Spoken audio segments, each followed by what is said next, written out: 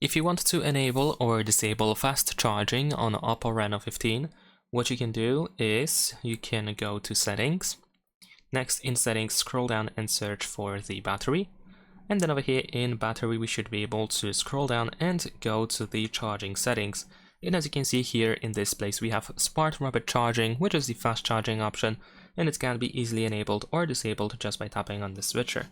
What you can also do is, if you start charging your OPPO Reno 15, then you will see this little animation, or at least it is supposed to be.